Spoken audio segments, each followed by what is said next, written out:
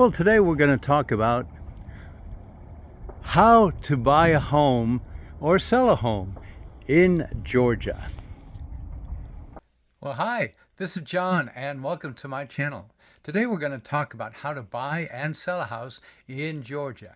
And the first way we're going to talk about is how to sell a house without using a real estate agent. So first of all, you need to set the price, set a competitive price. And that's real easy to do today. You can just go onto websites and you can see what homes have sold for. Something similar. We call these comps in real estate. Find something with a comparable value. If your home has 3 bedrooms and 2 baths, you want to compare it to a house with 3 bedrooms, 2 baths. If it's a brick home, you want to compare it to a brick home. If it's a frame home, you want to compare it to a frame home or a vinyl home. So comparables. Set a competitive price using comps, using the same or similar properties in your neighborhood and in similar neighborhoods.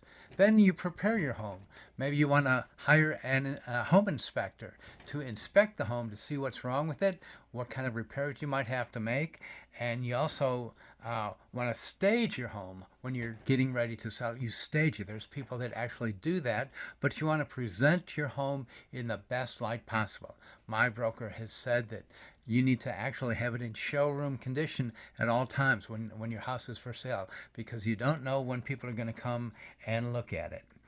Then you want to list your home, and you can list it on several platforms online. You can post it on YouTube, post it on Facebook. You can use Zillow, FSBO, which stands for sale by owner, fsbo.com. Other things like even Craigslist. List your home, take good pictures, and list your home.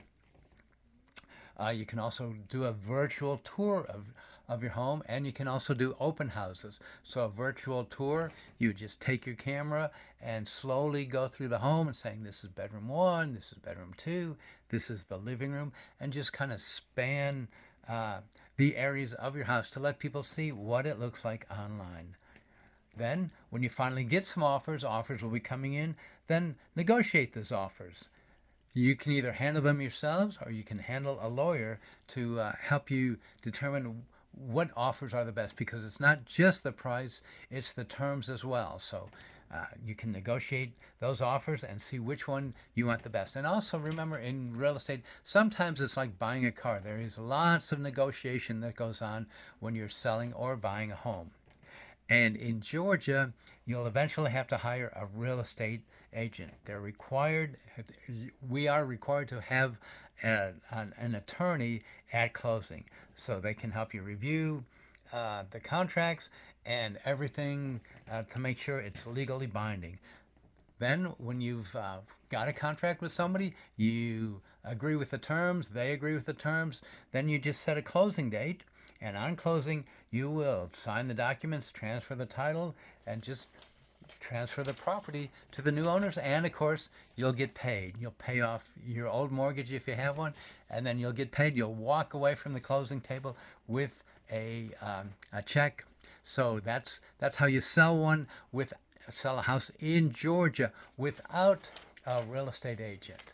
Now, many people don't use a real estate agent because they think they can save a ton of money with commissions, and I'll leave that up to you. But they do have statistics that show you get a higher price and you close faster if you use a real estate attorney. So now we're going to talk about how to sell your home with a real estate, not an attorney, a real estate agent. So first of all, I would suggest that you interview at least a couple of agents and find out, somebody that's experienced, somebody that has a similar personality to you that you can agree with, you can talk to, and that you understand each other.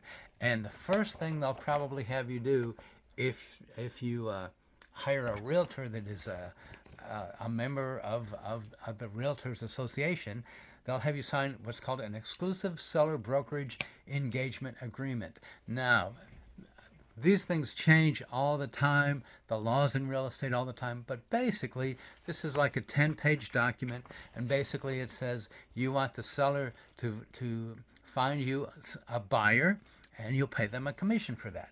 So with an agent, again, the first thing you need to do is find a good listing agent. somebody that you can trust, that understands your area, and that's also been successful. And then you and the agent can work together to set a listing price.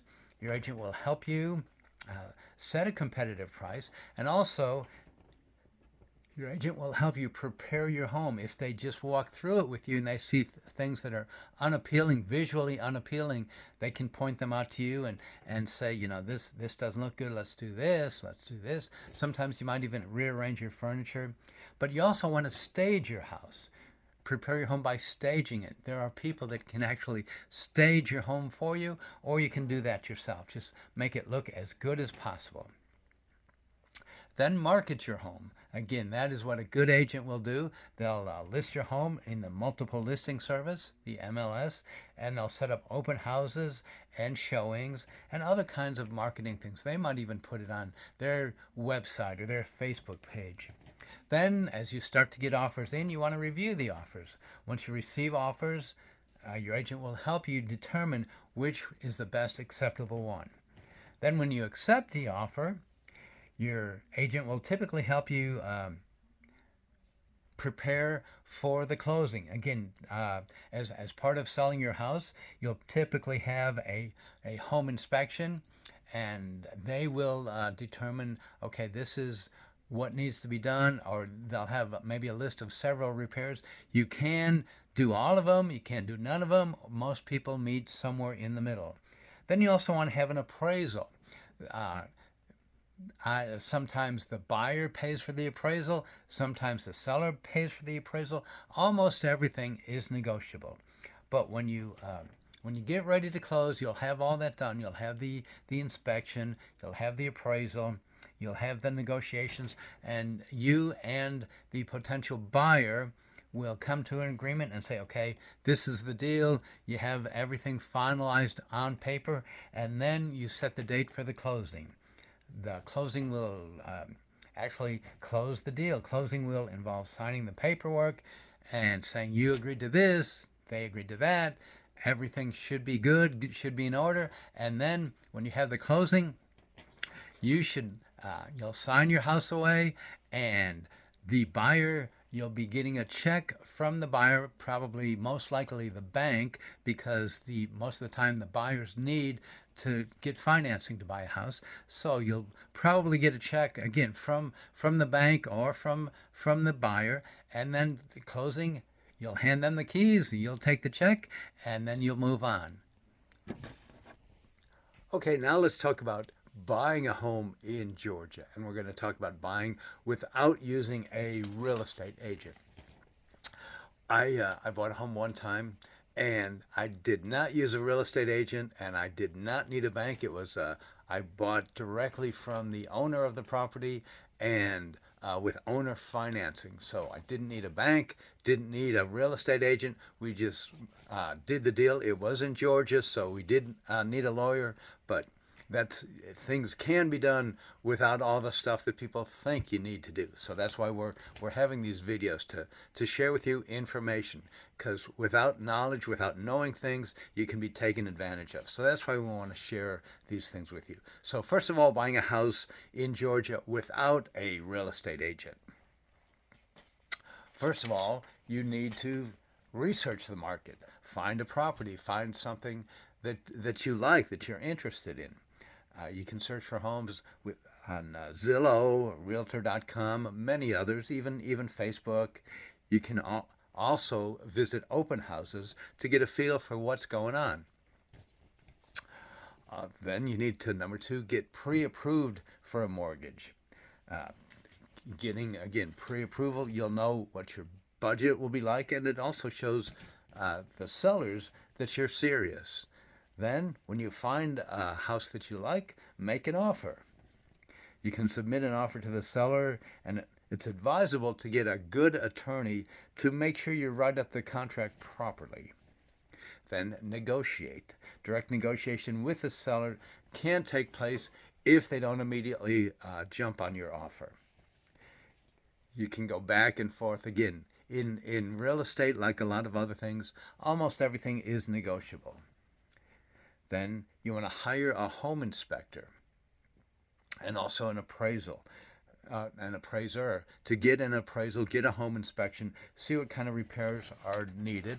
And again, that also gives you some leverage. You can say, well, it needs this and this, and you can either require or ask the seller to do those repairs, or you can just say, well, it needs this and this and this, and these are the estimated costs for the repair, so let's take that off the price.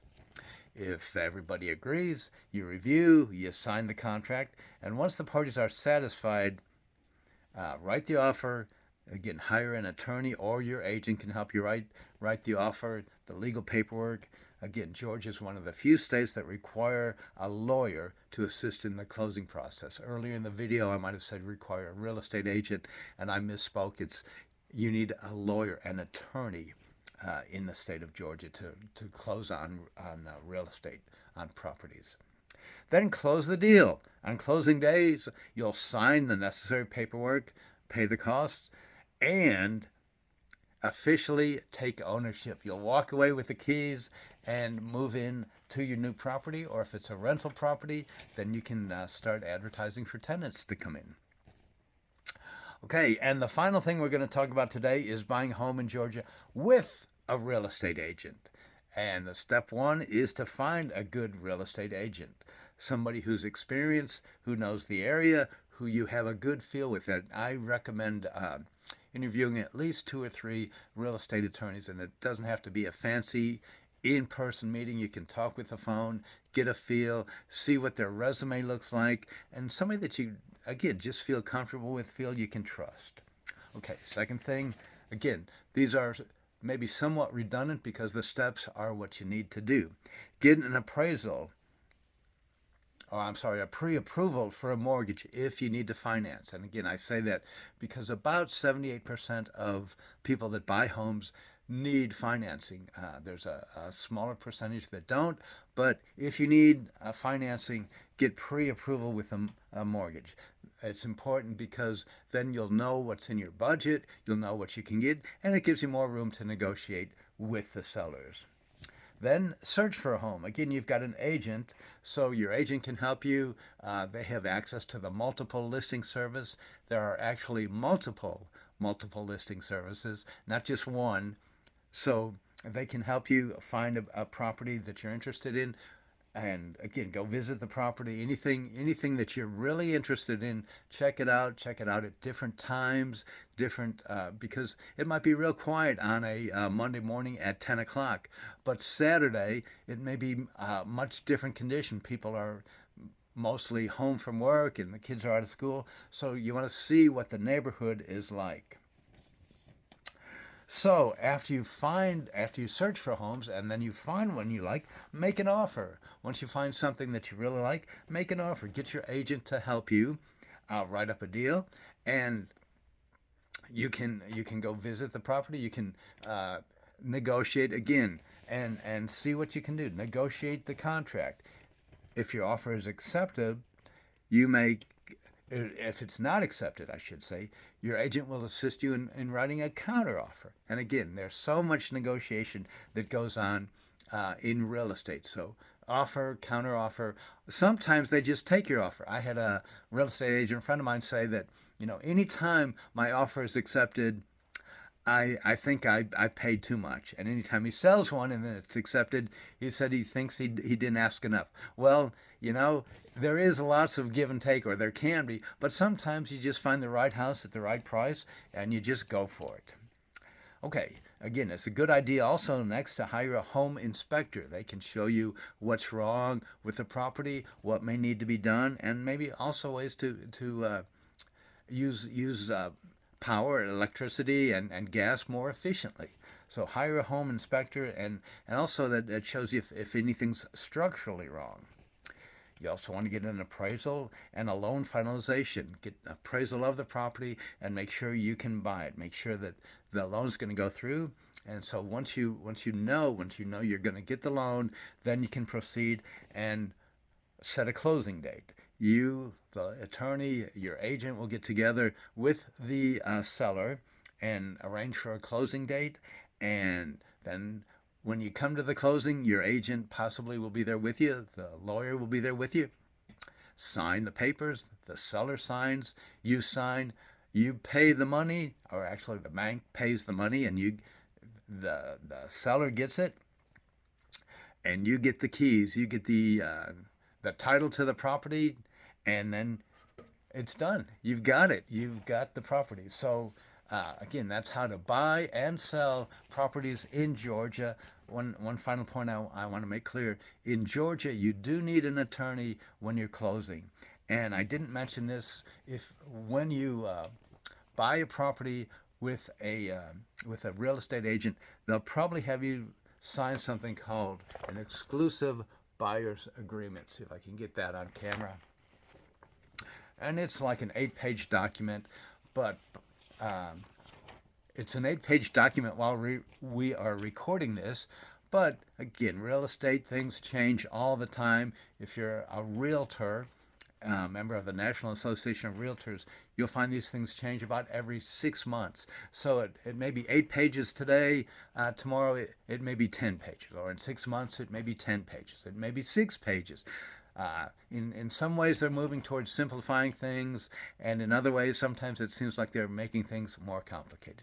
Anyway, I'm John Abbott. Thank you for watching my channel. You can like and subscribe, and if I can help you anyway, I've got contact information all over this place. So I'd love to talk to you, love to get an email from you to find out how I can help you if you have some questions or if there's anything I could do for you. Thank you.